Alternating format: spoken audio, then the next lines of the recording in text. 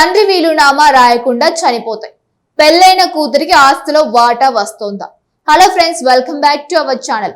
ఒక తండ్రి జీవితాంతం కష్టపడి సంపాదించిన ఆస్తి, ఇల్లు, భూమి, పొలాలు, బ్యాంకు డిపాజిట్లు ఒక రోజు ఆయన అకస్మాత్తుగా మరణిస్తే ఆ ఆస్తి ఎవరికి చెందుతుంది? చాలా మంది వెంటనే కొడుకులకే అంటారు. కానీ నిజంగా చట్టం కూడా అదే చెబుతోందా? పెళ్లై అత్తారింటికి వెళ్లిపోయిన కూతురికి పుట్టింటి ఆస్తిలో హక్కు ఉంటుందా, లేక పెళ్లైన తర్వాత ఆమె హక్కులు ముగిసిపోతాయా? ఇదే ప్రశ్న దేశవ్యాప్తంగా లక్షలాది కుటుంబాల్లో ఆస్తి వివాదాలకు కారణమవుతోంది. మరి చట్టం అసలు ఏం చెబుతోంది? సుప్రీంకోర్టు ఇచ్చిన సంచలన తీర్పు ఏమిటి?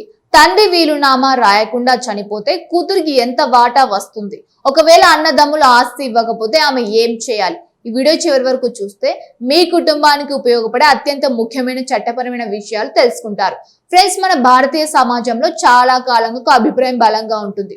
కొడుకు అంటే ఇంటి వారసుడు, కూతురు అంటే పరాయి ఇంటి వ్యక్తి. పెళ్లైన తర్వాత కూతురికి పుట్టింటి ఆస్తిపై హక్కులు ఉండవని చాలా మంది ఇప్పటికీ నమ్ముతారు. గ్రామాల్లోనే కాదు, పట్టణాల్లో కూడా ఇదే ఆలోచన కనిపిస్తుంది. చాలా కుటుంబాల్లో తండ్రి మరణించిన తర్వాత ఆస్తి పంపకాల సమయంలో కూతుళ్లను పూర్తిగా పక్కన పెట్టే సంఘటనలు జరుగుతూ ఉంటాయి. పెళ్లి సమయంలో బంగారం ఇచ్చాం కదా, పెళ్లి ఖర్చులు చేశాం కదా, ఇప్పుడు మళ్ళీ ఆస్తి ఎందుకు కావాలి అని ప్రశ్నించే వారు కూడా ఉంటారు. కానీ చట్టం ఇలాంటి భావోద్వేగాల్ని కాదు, న్యాయాన్ని చూస్తుంది. ఇక్కడే చాలా మందికి తెలియని ఒక ముఖ్యమైన విషయం ఉంది.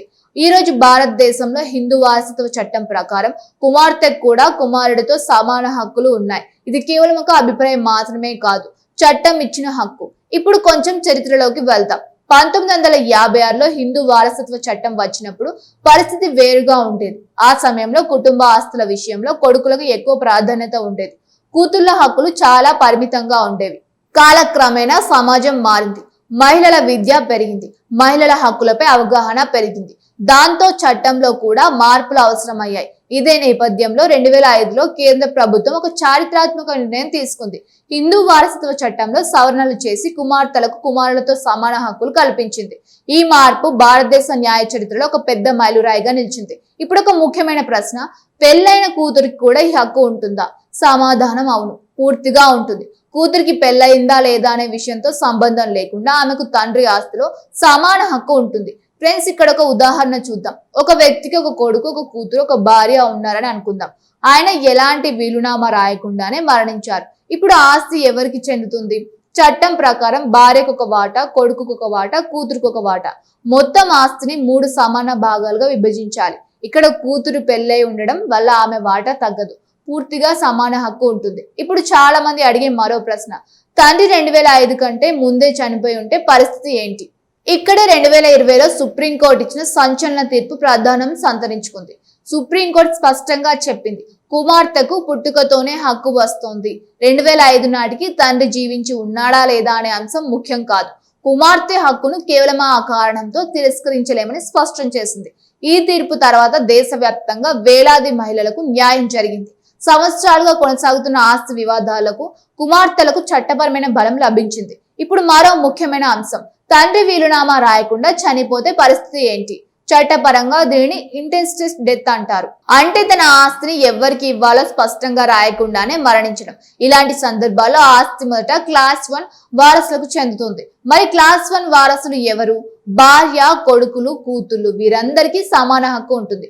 ఫ్రెండ్స్, ఇక్కడ ఒక కుటుంబ పరిస్థితిని ఊహించండి. తండ్రి మరణించాడు, 2 కొడుకులు ఉన్నారు, ఒక కూతురు ఉంది, భార్య కూడా ఉంది. మొత్తం ఆస్తి 4కి సమానంగా పంచాలి. కొడుకులకు ఎక్కువ, కూతురికి తక్కువ అనే నిబంధన చట్టంలో లేదు. అయితే వాస్తవ జీవితంలో సమస్యలు ఇక్కడే మొదలవుతాయి. చాలా సందర్భాల్లో అన్నదమ్ములు కూతురికి వాటా ఇవ్వడానికి నిరాకరిస్తూ ఉంటారు. కుటుంబ ఒత్తిళ్లు తీసుకొస్తారు. కోర్టుకు వెళ్తే బంధాలు తెగిపోతాయంటూ భయపడతారు. కానీ గుర్తుంచుకోండి, చట్టబద్ధమైన హక్కు అడగడం తప్పు కాదు. అది ఒక పౌరురాలిగా ఆమెకున్న హక్కు. ఇప్పుడు ప్రశ్న, కూతురు తన వాటాను ఎలా క్లెయిమ్ చేసుకోవాలి? మొదటి స్టెప్, తండ్రి మరణ ధృవీకరణ పత్రం పొందాలి. రెండో స్టెప్, లీగల్ హెయిర్ సర్టిఫికేట్ తీసుకోవాలి. ఈ సర్టిఫికేట్ లో కుటుంబ సభ్యుల పేర్లు ఉంటాయి. భార్య, కొడుకులు, కూతులు అందరి పేర్లు నమోదవుతాయి. ఇదే చాలా కీలకమైన పత్రం. ఒకవేళ కుటుంబ సభ్యులు ఆస్తిని సయోధ్యంగా పంచితే ఎలాంటి సమస్యలు ఉండవు. కానీ వివాదం వస్తే సివిల్ కోర్టును ఆశ్రయించవచ్చు. విభజన దావా చేయవచ్చు. కోర్టు రికార్డులు పరిశీలించి లీగల్ హెయిర్ సర్టిఫికేట్ చూసి చట్టం ప్రకారం రావాల్సిన వాటాను ఇవ్వాలని ఆదేశిస్తుంది. ఇప్పుడు అత్యంత కీలకమైన అంశం గురించి మాట్లాడుకుందాం. అదే వీలునామా. చాలా మంది ఇక్కడే గందరగోళానికి గురవుతారు. తండ్రి తన స్వయంగా సంపాదించిన ఆస్తిపై పూర్తి హక్కు కలిగి ఉంటాడు. ఒకవేళ ఆయన తన జీవిత కాలంలో సరైన వీలునామా రాసి చట్టబద్ధంగా రిజిస్ట్రేషన్ చేసి ఆస్తిని ఒక వ్యక్తికే ఇవ్వాలని నిర్ణయిస్తే పరిస్థితి మారుతుంది. అంటే ఆయన తన స్వయంగా సంపాదించిన ఆస్తిని కొడుకుకు మాత్రమే ఇవ్వచ్చు, లేదా కూతురికి మాత్రమే ఇవ్వచ్చు, లేదా మరెవరికైనా ఇవ్వచ్చు. చట్టం ఆయనకు హక్కును కల్పిస్తుంది. అలాంటి సందర్భాల్లో వీలునామా చెల్లుబాటు అయితే కుమార్తె ఆస్తిపై హక్కు క్లెయిమ్ చేయలేకపోవచ్చు. అందుకే వీలునామా ఉన్నదా లేదా అన్నది చాలా ముఖ్యమైన విషయం. అయితే ఇక్కడ మరో ట్విస్ట్ కూడా ఉంది. పూర్వీకుల నుంచి వచ్చిన ఉమ్మడి ఆస్తి విషయంలో పరిస్థితి వేరుగా ఉంటుంది. అలాంటి ఆస్తిలో కుమార్తెకు పుట్టుకతోనే హక్కు ఉంటుంది. ఇది చాలా కీలకమైన చట్టపరమైన అంశం. అందుకే ఆస్తి స్వభావం ఏమిటనే విషయం ముందుగా తెలుసుకోవాలి. అది తండ్రి స్వయంగా సంపాదించిందా లేక పూర్వీకుల నుంచి వచ్చిందా అన్నది నిర్ణయాత్మకం. ఫ్రెండ్స్, చాలా కుటుంబాల్లో ఆస్తి వివాదాలు డబ్బు వల్ల మాత్రమే రావు, అవగాహన లేకపోవడం వల్ల కూడా వస్తాయి. చట్టం తెలియక చాలా మంది తమ హక్కుని కోల్పోతారు. ఈ రోజు ప్రతి కుమార్తె తెలుసుకోవాల్సిన విషయం ఒకటే: పెళ్ళయిందా, మీ హక్కులు పోవు. చట్టం ముందు మీరు కూడా సమాన వారసురాలే. మీ హక్కులను తెలుసుకోవడం, అవసరమైతే చట్టబద్ధంగా క్లెయిమ్ చేసుకోవడం మీ బాధ్యత. అదే సమయంలో కుటుంబ సభ్యులు కూడా చట్టాన్ని గౌరవించాలి.